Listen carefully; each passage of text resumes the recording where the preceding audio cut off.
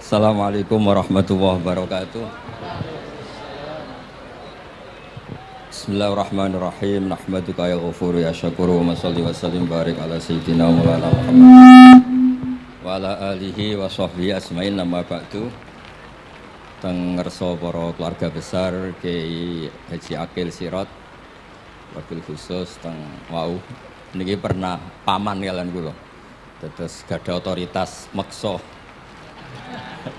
Tapi itu saya kerening bihan malah pernambah gitu. Nggih pernambah nggih putrine guru kula niku dimanfaatno beliau. Nggih sedanten para habaib wonten Mas Arif Kapolres sedanten ingkang kula hormati. Niki paling kula ngisi namung 20 menit niku mun top niku mun. Terus katanya niku ahlul ilmi dihormati tapi nyatane dipeksa. Terus memang banyak paradok dalam ilmu usul fikih. Ilmu usul fikih itu ilmu yang menjadikan orang itu bisa berpikir. Gitu. Kalau tak cerita tentang pertama tentang Ki Akil sing al-ma'ruf bi ahli nahwi. Nahwu riyen di era dulu itu dadekno tiyang dadi wali.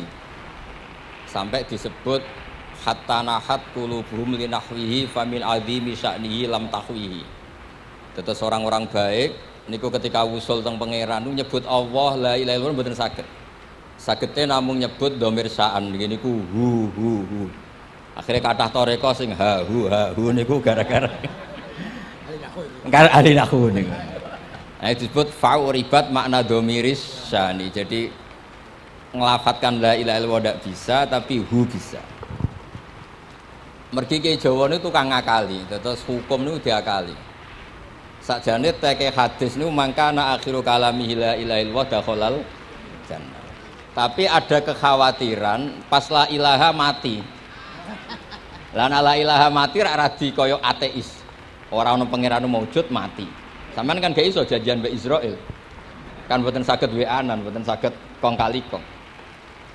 Nah, daripada la ilaha niku resiko karena takut mati pas la ilaha dereng illallah terus Ki Jawa mulai nalkin ngangge Allah.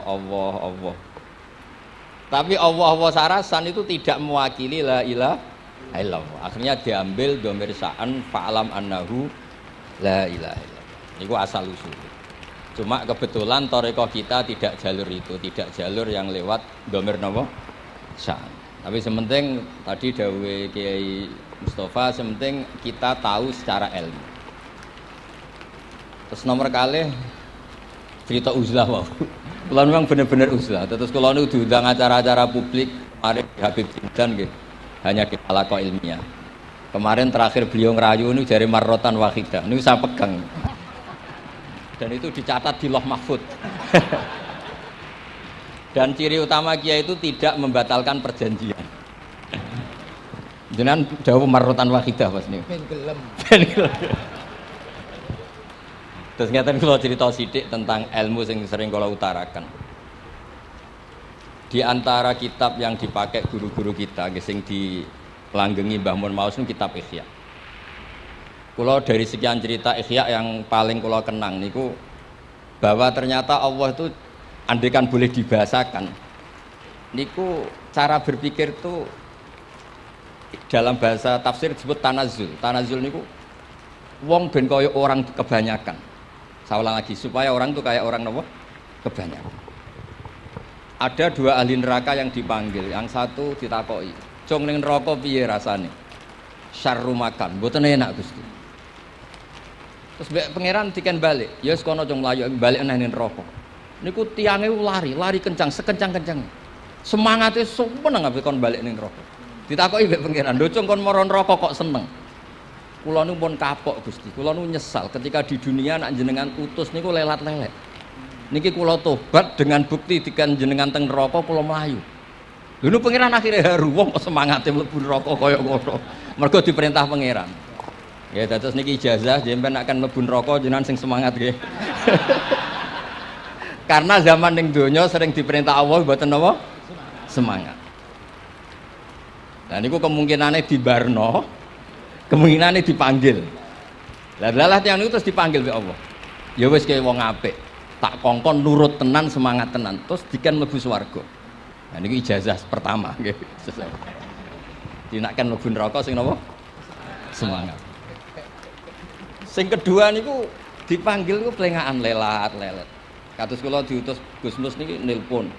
Nelpon kula mboten purun akhire ning Bika jare matur Gus Subak. Turuti ya, aku diamuk Bika jare Bapak. Dados niki melibatkan sekian pihak untuk memaksa saya datang ke mriki. Aduh, repot wong sawang kempek niku. Repot nyen repot. Mugi-mugi di sepuro ngoten. Yang kedua niku diken mlebu neraka malih ku lelat-lelet, ndelok pangeran mboten semangat. Ditakoki mbek pangeran. Kenapa kamu tidak semangat? Saya itu tidak pernah ngira dengan yang baik sudah masukkan saya ke surga, kemudian jenengan nyuruh lagi saya ke neraka. Saya tidak pernah mengira engkau itu seperti itu. Terus Allah nggih, ana indadzoni abdi. Ya ora apa-apa, swarga ya swarga. Ini dua ijazah untuk sampean supaya bisa masuk napa? Swarga. Terus kita tidak pernah tahu napa Gustofa ngundang kula nyenengno wong akeh ganjaran, napa meksa wong alim dosa, bener ngerti kula carane. Karena dalam ilmu usul fikih, kembali ke usul fikih, kula nu gadah khazanah kathah tentang debate pangeran kalian nabi ini. Kathah, mboten satu dua contoh di beberapa kitab tafsir. Suatu saat kula sering cerita niki, suatu saat Khalilur Rahman Ibrahim itu kedatangan Israel. Kamu mau apa? Mau matikan jenengan? Kata Nabi Ibrahim, harro'aital khalil yumitu khalilah. Mosok aku kekasih pangeran dipateni, mosok orang yang dicintai membunuh yang dicintai. Orang yang mencintai seseorang kemudian membunuh yang dicintai. Tidak ada itu. Akhirnya Israel matur teng pangeran. Cara politiknya ngeten sing cara lagi seneng ngendikan politik. Wani kiai lengser jare beliau. Ono. Nak kula niku ahli tauhid wis pancen kodhok kodare ngoten mawon dadi mboten berpikir ruwet-ruwet. Terus Israel kan mboten biasa logika, kayak kan malaikat itu SOP kan, mboten biasa logika. Akhirnya matur tu pangeran, kata Ibrahim, masa kekasih bunuh yang dikasih, masa yang mencintai bunuh yang dicintai. Tapi Ibrahim baru sadar ngadepi pangeran gitu, lebih pinter. Ketika Allah fakul lahu, katakan ke Ibrahim, harlo aital khalil yakrohu ayal khalilah. Mosok jari seneng aku kok ketemu aku rawani. Jari seneng kok rawani ketemu. Lah niki sampean nak kepin mati, monggo ngake ilmu sing niki. Wong jari seneng pangeran kok rawani ketemu pangeran. Jeneng, seneng ketemu. Ibrahim seneng saja. Yo mati saiki ora apa-apa mati saiki. Terus kedua, niki cerita karena ini pondok ilmu. Orang harus biasa pakai logika usul fikih. Politik juga gitu. Nak kiai politik rawan kena syubhat. Tapi nak wong soleh ora oleh politik, kowe rido dipimpin wong fasik-fasik kabeh. Ya mboten ngerti, mboten bener di pokoke ngoten. Yes, itu memang logika usul napa? Fikih. Logika usul napa? Fikih. Ketika Nabi Adam badhe didamel niku materinya saking bumi. Pertama sing diutus Jibril. Jibril ambekan qabdatan minal ardi, segenggam bumi. Saya mau bikin Adam, materinya dari bumi. Setelah datang ke bumi mau ngambil ista'adzat billah. Maksudnya ista'adzat billah, a'udzu billahi minka, saya berlindung Allah dari kamu. Antasinani. Kalau ngarepe Gustofa dari ahli nahwu dados kula niki tak goleki tenan pancen syanahu mun mutaaddi binafsi. Mungkin nek dibuli ku antusinani kok panjang nanti cerita. Saya ndak ingin bagian dari saya diambil, kok aku bolong. Iku cara bumi itu sudah masalah. Terus akhirnya Jibril kembali, ya Allah, dia berlindung kepada engkau maka saya lindungi. Allah membenarkan Jibril, Mikail juga sama. Tapi ketika Israel, ini Israel itu masalah memang. Ketika disuruh ngambil bumi, buminya ista'adat billah, tetap diambil. A'udzu billahi minka antasinani. Saya berlindung Allah supaya kamu tidak melukai saya, menciderai saya dengan mengambil bagian dari saya. Kata Israel, wa a'udzu billah alla unafidhu amroh. Saya juga a'udzu billah diperintah Allah kok tidak kasil. Kudu kasil. Lah saya tidak tahu yang benar istilahnya Jibril apa istilahnya Israil. Terus memang sudut pandang. Makanya dulu ketika banyak pondok putri itu kiai-kiai kuno dulu itu menentang. Alasannya nggih, nak bojone jelas khawatir kiainya kecoba niku jelas. Tapi banyak kiai itu nggih khawatir tenan. Kecoba fitnatin nisa. Tapi ketika logikanya dibalik, apa kamu ridho para perempuan-perempuan muslimat itu tidak dapat pendidikan apa? Agama. Hanya karena orang soleh tidak punya nyali, tidak punya peduli mengajar. Tapi kita saged diwalik. Ustaz-ustaz sing imane pas-pasan niku kowe ridho nak kecoba. Sampeyan milih mana? Ridho kecoba apa ridho bodoh? Nah, logika-logika usul fikih ini yang kemudian dipakai Wali Songo. Dipakai Wali Songo kemudian membiarkan sekian tradisi yang insya Allah itu salah sebetulnya. Tapi tidak sebanding dengan asmane Allah Subhanahu wa taala. Misalnya begini. Nggih niki dirungokno mawon. Sampeyan ra paham mboten napa-napa. Sampeyan nak ra paham wis anggap ae tawadhu. Pantese wong awam yo ora paham. Nak paham dadi kiai. Terus biasa mawon sampeyan nak ora paham aja tersiksa. Umpamane jenengan mboten kiai kok kon paham. Nak sampeyan pinter kados kula mestine ora ngrungokno, semangate hasud. Terus rivalitas perkara. Nah, cara Mbah Mun nak cerita ngoten, dhisik ke zaman bodho iku angger kiai mbok cucuk. Bareng padha kiai niku koyok saingan. Niku pun sunatullah ndak bisa dihindari, niku pun sunatullah. Terus kembali lagi ya. Logika-logika usul fikih niku dipakai oleh Wali Songo. Ngeten ada cerita ini rungokno nonton. Itu sudah saya cek di beberapa riwayat termasuk di Musnad Imam Ahmad. Ada orang ini bukti teorinya Wali Songo itu benar. Wonten tiyang gadah kesalahan. Niku dokumen kesalahan niku maddul basar sepanjang mata melihat. Wis ngoten jumlahnya 99 box. Kayak apa banyaknya? Per box maddul basar sepanjang mata nopo melihat. Ketika dia ditanya Allah itu kalau tanya demokratis. Adzolamat kakatabati. Jangan-jangan malaikat saya sentimen. Kalau kamu jelek ditulis, kalau baik enggak. Enggak Gusti. Afalaka udhurun. Jangan-jangan kamu saat salah itu punya alasan. Enggak Gusti, ya memang salah. Tapi kata Allah, sudah kamu tenang saja. Kamu punya ini. Itu hanya satu box. Ya kira-kira kayak tempat jam tangan itu. Enggak, kamu punya ini cukup ini. Terus malaikat tanya, ya Allah, apa artinya, apa ngefek itu kalau ditimbang dengan kejelekan sebanyak itu dengan satu box jam? Orang ini juga bilang, Gusti sudah tidak usah ditimbang, nggak ngefek itu pasti kalah. Tapi setelah ditimbang menang yang satu box kecil tadi. Karena di situ ada la ilaha illallah Muhammadur Rasulullah. Jadi malaikat diancam sama Allah, kamu berani tidak mempertimbangkan nama saya? Apapun banyaknya box itu dosa itu tidak saya. Kalau ini la ilaha illallah itu nama saya. Kamu berani tidak mempertimbangkan nama saya? Ya tidak berani Gusti, ya harus dimenangkan. Nah itu. Semalahnya kok pengajian ini ya ono istilatur rijal wan nisa, tapi baru kayak ngaji di sepuro. Ya aja muni halal tapi ya aja muni terus gak ono faedahe. Di sepuro insyaallah. Karena kalau nuruti harus steril halal itu kayaknya tidak bisa. Terus di situ ditutup fala yaskulu ma'asmillahi ta'ala syai'un. Dibanding asmane Allah Ta'ala sesuatu itu tidak ada nilainya, pasti menang Allah Ta'ala. Sehingga banyak ulama ngendikan kowe nak berdosa, bersalah maca iki-iki. Dan kalau Anda dosa misalnya catatannya satu box, terus di bawah ada astagfirullah, malaikat ditanya sama Allah, kamu berani tidak mempertimbangkan nama saya disebut di situ? Nah, saya ini ribuan orang yang ngundang, saya berani mengabaikan. Bareng ana wong ngaku mbah, ya mbah tenan wae.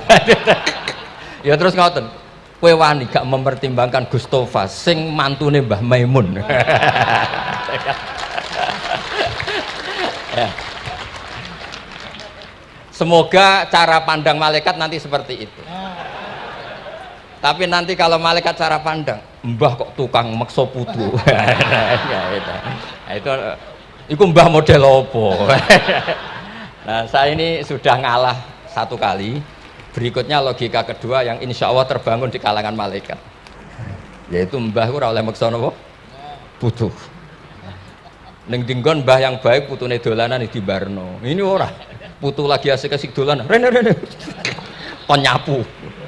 Nah, itu udah jenis mbah yang baik. Terus kula suwun lah ngaji usul fikih yang serius karena itu menjadikan kita bermartabat. Kula niku sering lepas jenazah tangga-tangga kula nggih panggihane delok TV, nak bengi nggih ngelamun, ngayal sugih, kadang yo ngapalo tikus sing liwat dhuwure saking ora ana penggawean. Tapi kula nak lepas jenazah ini orang baik. Sampai bojone protes, "Apik apa lho Gus angger bengi iku mau ngelamun ngitung tikus liwat, ngitung apa?" Terus kula matur, ngitunge aja ngono, ngitunge tarokal ma'asiyah. Wong ning omah itu artinya tidak dugem, tidak melakoni maksiat. Itulah yang menjadikan usul fikih itu ilmu yang sangat terhormat. Coba kalau Anda jadi pakar usul fikih kayak saya, mengkaji betul usul fikih. Orang tidur semalaman jangan bahasakan tarokat tahajud, wa tarokal witro, wa tarokal qiyamal lail. Tapi bahasakan tarokat zina, wa tarokal ghibah, wa tarokal kada wa kada minal ma'asi. Keren buatan? Keren. Kalau kamu udah ahli usul fikih maka kiai kok amen turu. Kiai kok guyon suwengi. Lho kiai guyon suwengi itu melawan. Kiai itu ustaz juga manusia. Karepe bengi ku ya kepen nonton. Tapi kan mboten pantes. Akhirnya korbane santri ini dijak guyon gak jelas. Lah apel ning rondo ya ora pantes.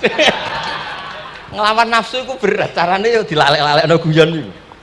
Lah muga-muga malaikat kabeh ahli usul fikih nganggep ngono iku perlawanan terhadap keinginan apa maksiat.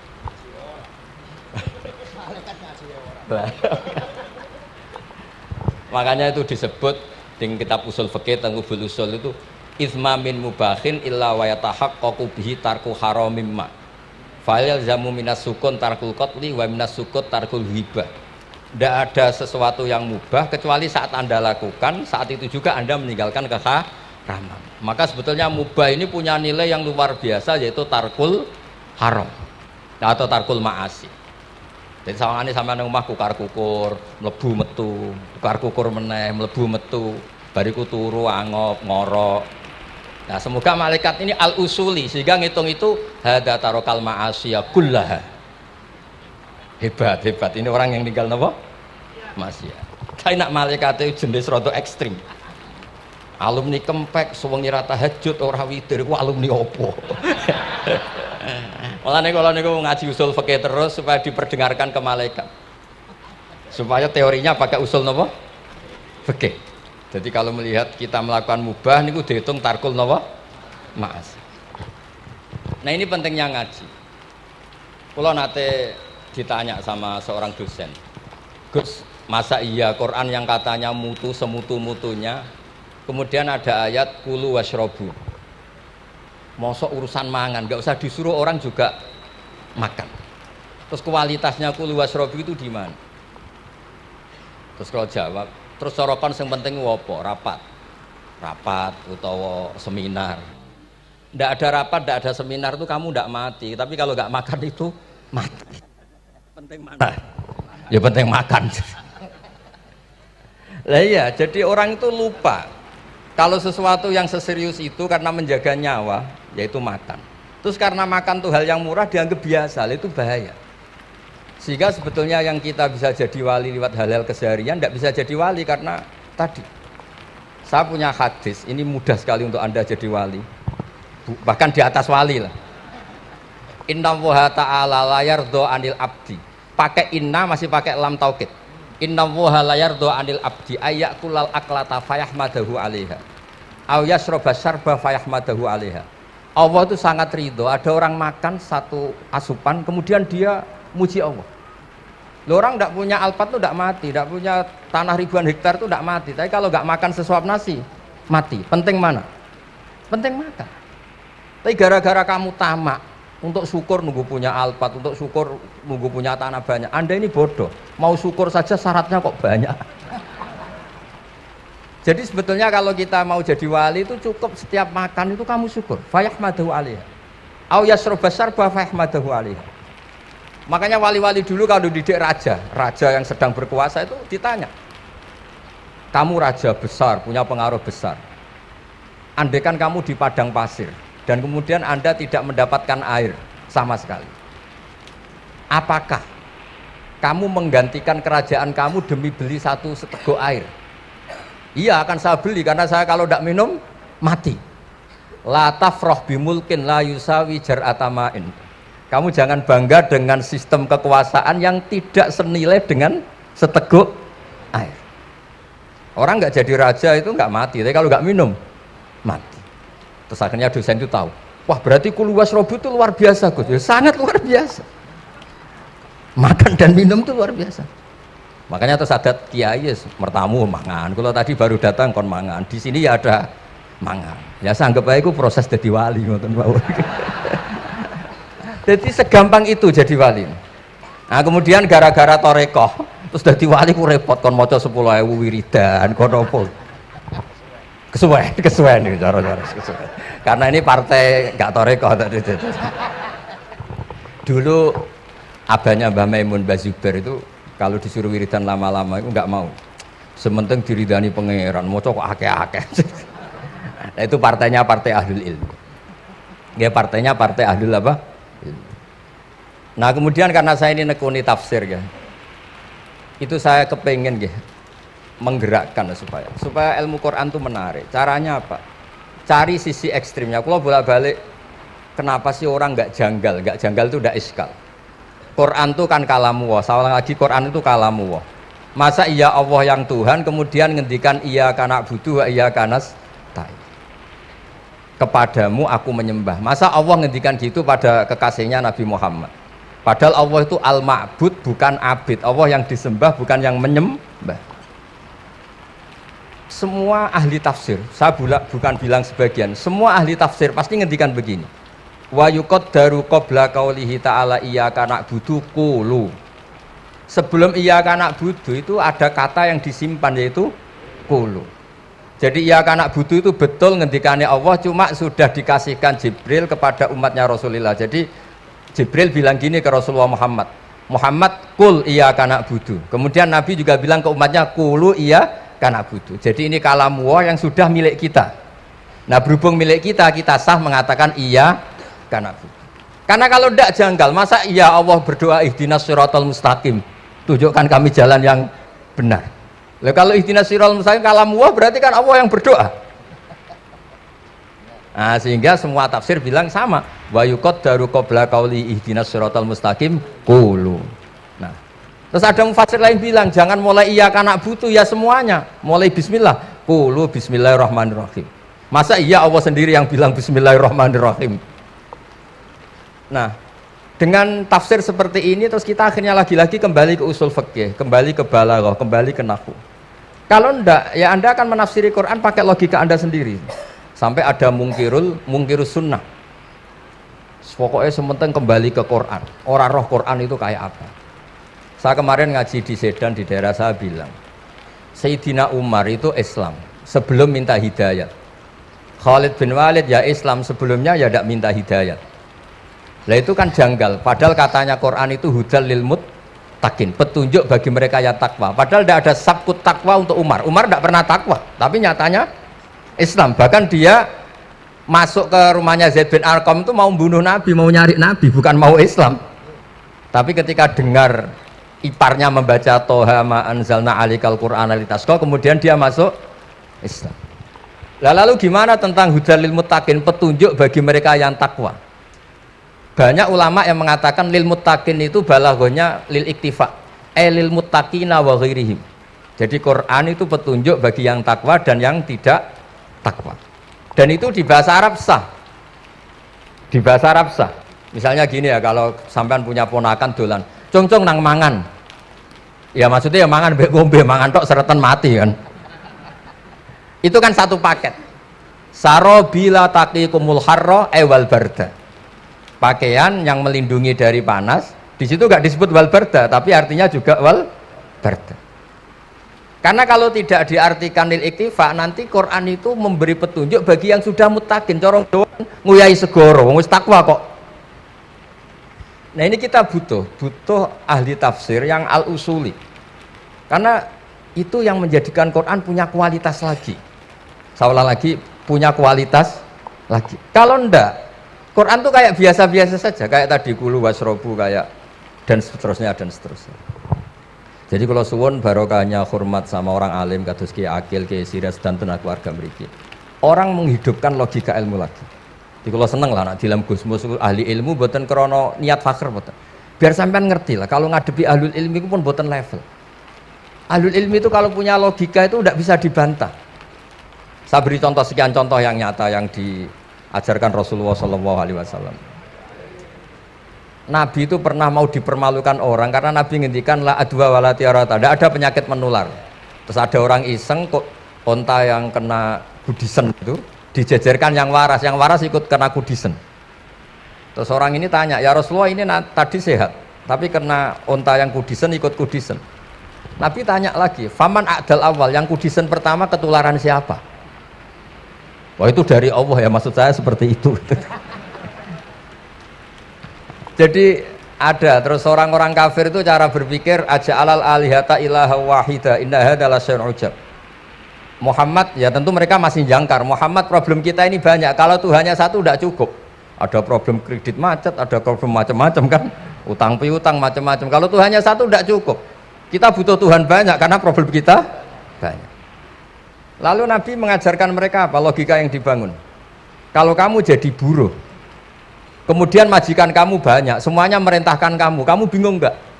Ya bingung. Tuhan kamu itu majikan kamu, kalau banyak-banyak perintah semua kamu yang bingung. Ya sudah mat Tuhannya satu saja. Itu disebut dorobawa masalah rojulan fihi syuraka umutasakisuna warojulan salamal lirrojul.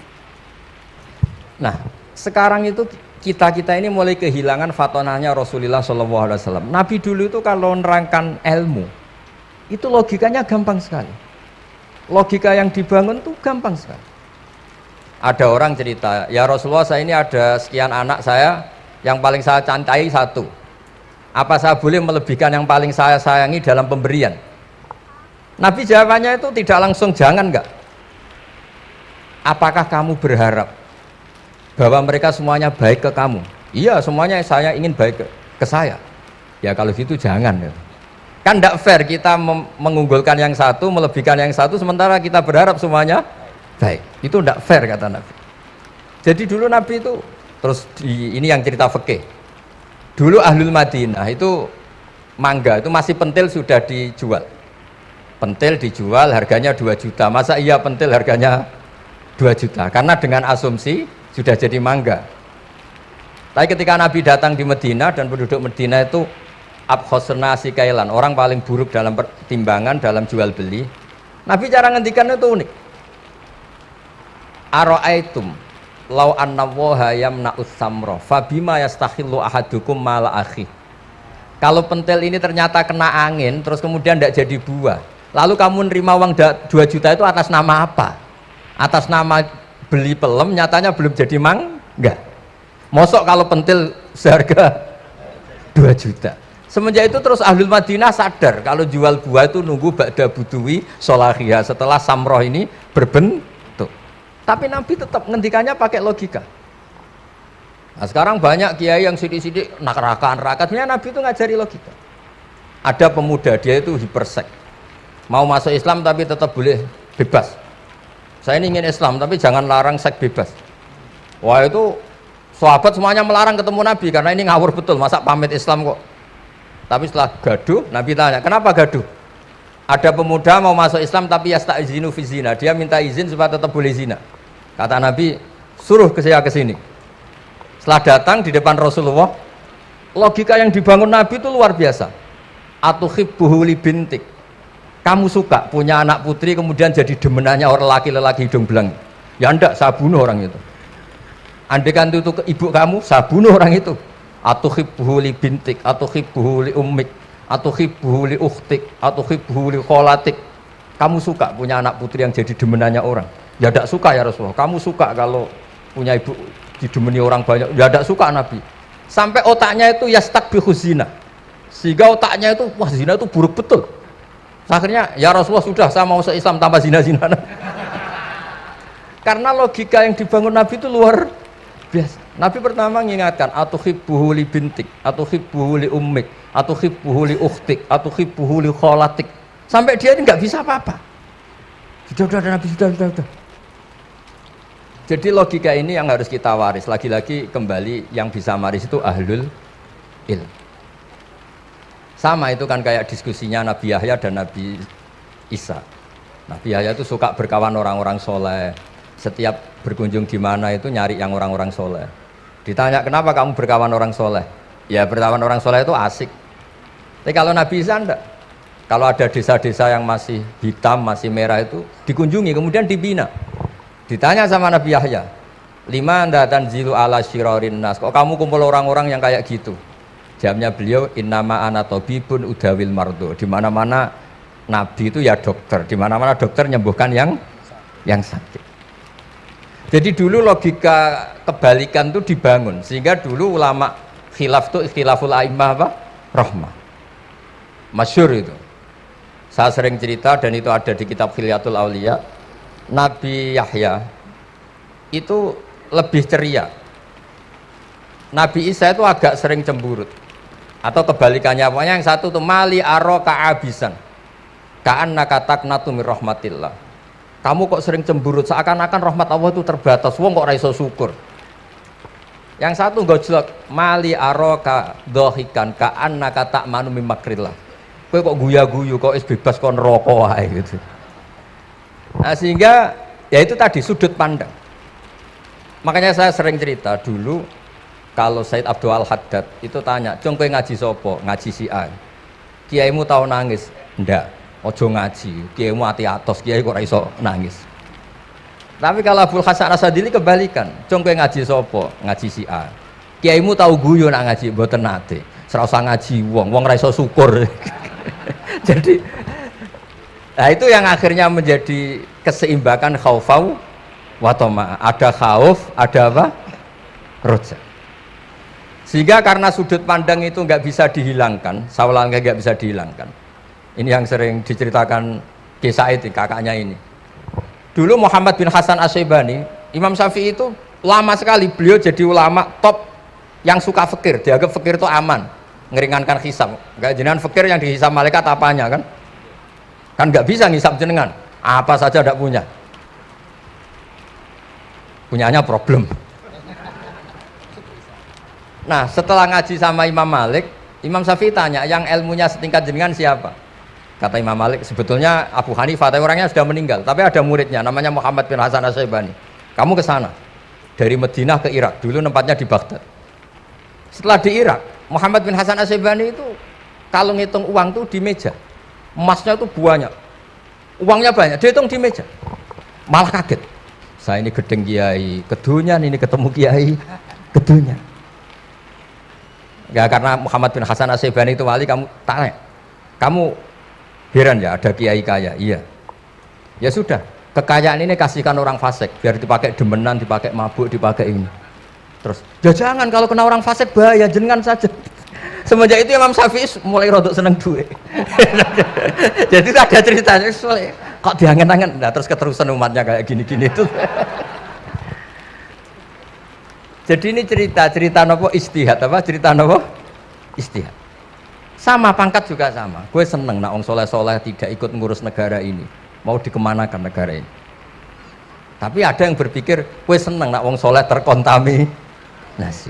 Ya sudah monggo. Sing isra payu jabat, nggih berpikir zuhud. Sing payu yo berpikir politik. Yang penting semuanya itu berdasar ilmu. Yang penting itu semuanya berdasar apa? Ilmu. Karena ilmu ini basis yang paling diridani Allah Subhanahu wa ta'ala. Masyhur itu di Ihya sering diceritakan Imam Ghazali, ana alim uhibbu kulla alim. Kata Allah, saya ini alim dan sangat mencintai orang alim. Karena orang alim ini yang tahu perspektif. Orang yang enggak, yang ngiranya, saya ulang lagi, yang ngiranya itu enggak ilmiah. Di depan orang alim itu sangat-sangat apa? Ilmiah. Yaitu tadi misalnya ada ayat wa min ayatihi manamukum billaili wan nahar. Masa iya tidur yang ngorok semua turunnya serah jelas kok jadi wamin ayati. Tanyakan ahli medis, sistem tubuh kita kalau nggak tidur tuh kayak apa rusaknya. Dan toat pas-pasan ini satu-satunya solusi ya turu. Bengi ngempet kepen delok dangdut, delok dugem. Bareng turu jebule esuk wis bar, alhamdulillah. Cara melek iman kamu seberapa? Tarikan-tarikan maksiat posisi kamu terjaga bisa kalah kan? Tapi kalau tidur sukses kan tarkul maksinya. Nah, karena tidur itu sukses menghilangkan maksiat disebut wa min ayatihi manamukum billaili wan nahar. Sampai Imam Ghazali ngendikan di makalah itu sehingga nanti ibadahnya umat ini di akhir zaman an-naumu, ibadah terbaiknya itu tidur. Nah niku mulane maksud kula ngeten lho. Sampeyan anut jalur wong alim dhewe turu ya ibadah, tengok-tengok ya ibadah, jagongan nggih ibadah, gojol-gojolkan ambek kanca nggih napa? Ibadah. Karena ini semuanya kul bi fadlillah bi rahmati fa bidzalika napa? Falyafrah. Tapi kalau kamu tidak punya basis ilmu, adanya suudzon. Kiai kok jagongan guyon sewengi kiai opo? Kiai kok turu sewengi ku kiai. Karena basisnya ada ilmu. Padahal jelas ketika Rasulullah bikin urutan kebaikan, pertama Nabi ngendikan kamu menolong orang. Jika tidak bisa, terakhir Nabi ngendikan takufu syarraka anin nas fa innaha shadaqatun minka ala nafsik. Tadi beliau juga cerita di nasihat Imam Mun, idza lam tuhsin fala tusi. Kalau tidak bisa berbuat baik, setidaknya kamu tidak berbuat jelek sama orang lain. Dan potongan ini paling gampang apa? Tidur kan? Wis sampean nak turu wis ra zina, ra maling, ra ngrasani wong wis olah tusik. Nah, dengan konstruksi usul fikih seperti itu kamu tahu kualitas ayat wa min ayatihi manamukum billaili wan nahar. Ya sama, ternyata makan itu yang menjaga nyawa. Ternyata makan itu yang menjadikan syukur. Kalau kamu nggak percaya puasa. Sama nak poso gedang goreng itu mewah. Gedang goreng itu mewah. Air satu teguk itu mewah. Makanya kalau lama dulu ada santri kepengen mangan enak. Ya saya ingin mangan enak gini-gini caranya gimana? Itu rumusnya ada sate, ada mie ayam. Idamuhu alju. Kalau kamu ingin enak, lauknya itu lapar. Ya kita kalau puasa itu semuanya kan enak. Nah itu lagi-lagi basisnya itu ilmu. Nah sekarang banyak orang yang sudah tidak peduli dengan ilmu.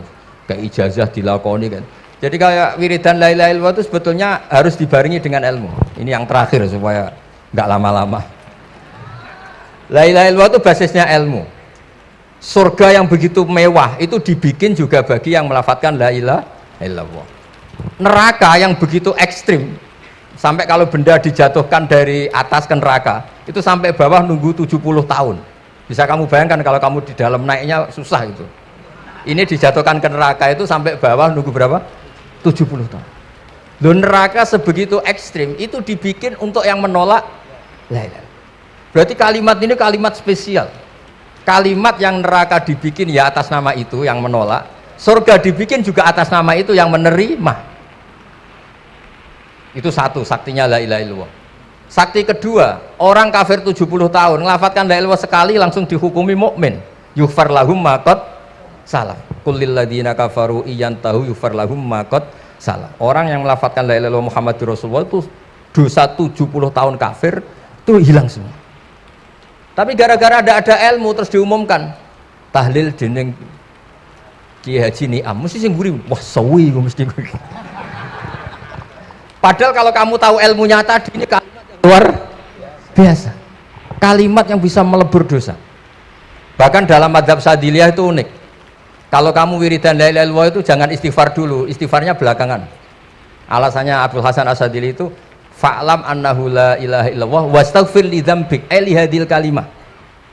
Orang kafir 70 tahun dia istighfar 100 kali enggak akan dimaafkan Allah. Tapi ngelafatkan la ilaha illallah langsung dimaafkan. Jadi orang bisa dimaafkan tuh barokahnya la ilaha illallah.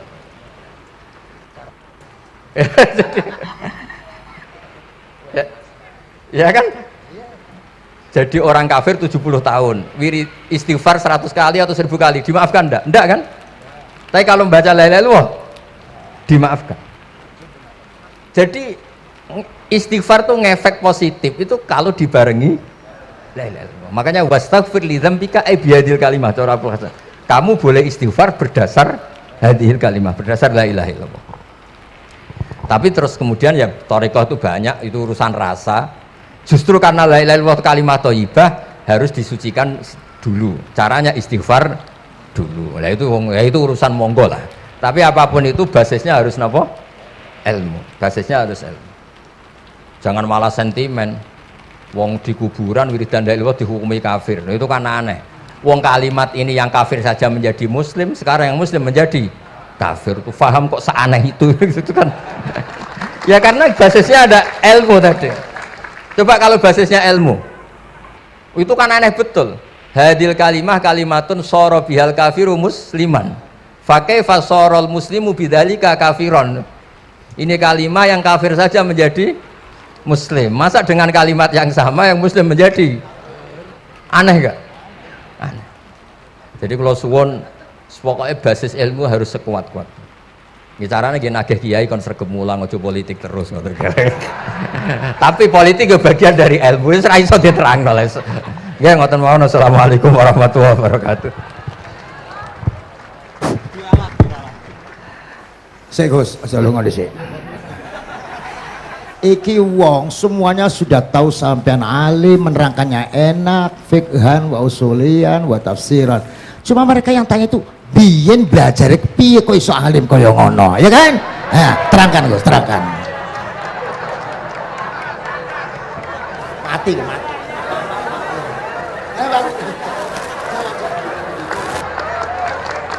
Setuju kan? Setuju? Sila asal dakaik.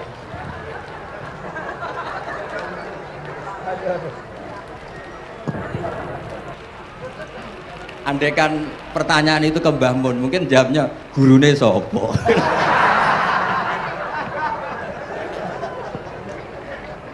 Tapi mungkin kalau ke mbah-mbah saya yang juga babanya nih pihak juga Mbak Abdul Aziz, mungkin putuku. Tapi kalau saya ingin cerita tentang saya paling ya, aku sregep. Yang jelas tuh dalika fadlu wa yu'ti apa? Mayas. Tapi gini, kalau ini menghormati bahasa saya ini, kalau ijazah begini, dulu Mbak Mun tuh sering cerita juga bahasa hal. Kena kepengen ngalim, ku sinau sedurunge ngaji. Ya, misalnya kamu ngaji takrib atau ngaji wahab sama Mbah Mun, kamu baca dulu. Sebelum ngaji. Nah, setelah dibaca, misalnya kamu baca rofa, kok Mbah Mun baca jer, kamu baca jer, Mbah Mun baca rofa, berarti goblok tulen. Karena semua teori Anda kok salah. Ya misalnya Mbah Mun baca wadakaro sopa al-musonifu, kamu baca wadakaro al-musonifu. Berarti kan goblok banget itu. Ya kan ada cerita gitu, ada orang tuh nggak tahu betul, Gus maknanya lam tardiman itu apa? Lam tardiman dicari di kamus itu udah ada, ternyata itu di khet lam tarodaman. Dia baca satu lam tardiman, dicari di kamus sampai hidup mati lagi ya nggak ada. Nah, jadi kamu baca dulu, misalnya di bab khet lam taro naringali sopo mar'ah daman ing geteh. Ternyata ngaji Mbah Mun paginya jadi baca lam taro daman. Jadi kalau kamu malamnya baca lam tardiman loh kok. Jadi itu kata Dewi Mbah Mun mergo sorokan kabeh santriku ora mungkin. Carane ngecek kebenaran Anda itu maca sik. Nanti kalau kemiripannya 50% ya separuh alim. Kalau 70% ya serondo alim. Tapi nanti kalau kemiripannya sampai 100% dan berkali-kali, ya berarti kan sudah luar biasa. Jadi yang ngaji sama Ki Mustafa, Ki Niam, saya mohon santri-santri itu belajar dulu, biar bisa ngecek nanti guru saya baca kayak apa. Waduh salah. Kenapa lah? Waduh salah. Karena kiai itu kalau salah ya mau ngalah. Ini ceritanya Mbah Mun betul. Ada kiai nggak tahu apa kakean mergawe kakean politik nggak tahu. Wal babi lan walang. Terus ada santri, kulo gak ada makna kok lawang. Ya walang sing lawang tuh. Mau ngalah. Terus watini lan wit alu. Gurune maca alu. Kulo gak ada makna kok elo. Lah ya wit telu kena gua alu. Tapi saya menangi kiai itu kalah sama santri itu. Saroko nyolong sapa wong albedo tangi anduk. Terus gurunya kaget. Cung kok anduk, Cung. Bareng didelok endok. Karena kalau pegon kan anduk sama endok itu padha wae. Ini ada padha. Tapi kiainya akhirnya kalah. Memangnya nyolong anduk boleh? Yo ora Cung, yo haram, yo padha ae kalau gitu nyolong. Nyolong endok ya haram, nyolong anduk haram. Lo cerita itu masyhur itu. Kalau cerita yang terkenal di Lirboyo itu kan ada santri dari Jakarta di kelas. Gurunya bilang Ja'a Zaidun, Zaid datang. Waro'a itu Zaidan, saya melihat. Si murid ini itu melihat pintu terus. Lama-lama gurunya itu tersinggung. Kamu diajari pelengahan nggak sopan. Habis Ustadz bohong. Lah kenapa bohong? Katanya Ja'a Zaidun, Ra itu Zaidan. Zaidnya mana?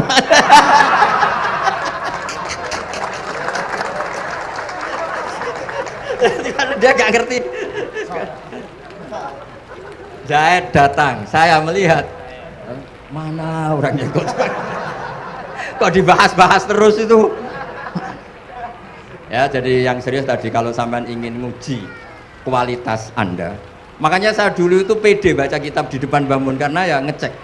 Dan dulu itu Gus Zofur, Gus Kamil sebelum ngaji ya itu mesti sinau sama saya. Nanti ketika Mbah Mun baca tadi, kalau kemiripannya kita 90% ya bagus, syukur-syukur sampai 100. Dan itu terulang sampai Wahab Hatam, Jamul Jami' Hatam, sehingga kita tahu. Jadi kalau diskusi kita kok salah ya tahu, kalau benar ya tahu, kalau tahqiq ya tahu.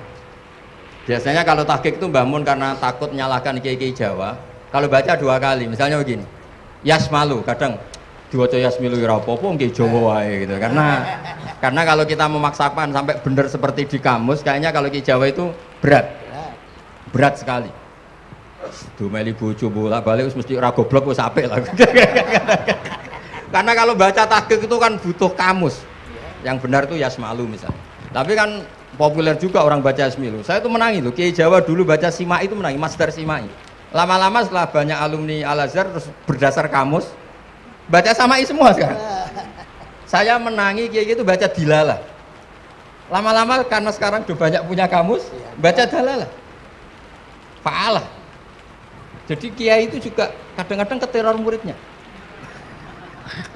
Makanya Syekh Zakaria Al-Ansori itu pernah ditanya, kenapa engkau begitu alim alama sampai dilakopi Syekhul Islam? Kata beliau itu lucu jawabannya, karena saya ini orang yang sial. Saya dulu punya guru namanya Ibnu Hajar Al-Asqalani dan punya murid namanya Ibnu Hajar Al-Haytami. Kata beliau, dukik tu bena hajaro ini.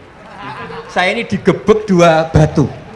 Kalau mau ngaji takut saya minta ampun karena disuruh baca sama Ibnu Hajar Al-Asqalani. Kalau mau ngajar takutnya saya bukan main karena Ibnu Hajar Al-Haytami itu cerdasnya bukan main. Jadi kalau saya salah itu konangan. Akhirnya dia jadi orang sial tadi. Mau ngaji ya belajar, mau ngajar ya belajar. Makanya meskipun ini pernah sepuh saya tidak berani ngaji beliau. Wah mesti meriang saya kalau ngaji. Jadi yang terkenal alim-alim mohon ngajinya dikurangi ya, karena ini kasihan gurunya. Kasihan gurunya. Nggih, Bon cekap. Bon, itu catat ya. Sebelum ngaji baca dulu. Satu lagi, Gus. Sampean ketoke kiai ndesok kok kuliah. Kamu tuh kuliah? Oh, nggih, nggih. Pun dari belajar dari mana sampai kemana Gus jenengan? Dari Mondok sampai ke Jogja sampai Putih. Monggo.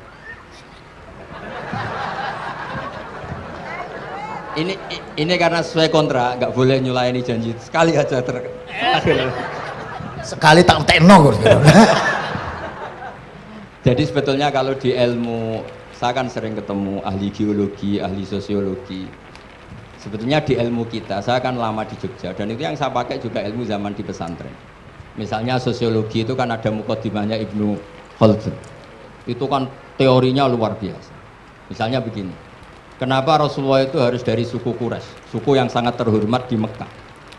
Itu secara teori sosiologi loh, bukan teori nubuah. Kata Ibnu Khaldun, Nabi itu mesti final dari kaum itu aneh. Saya ulang lagi, Nabi itu final dari kaum pasti aneh. Nah masa aneh-aneh ini ditoleransi oleh umatnya karena beliau dari suku yang terhormat.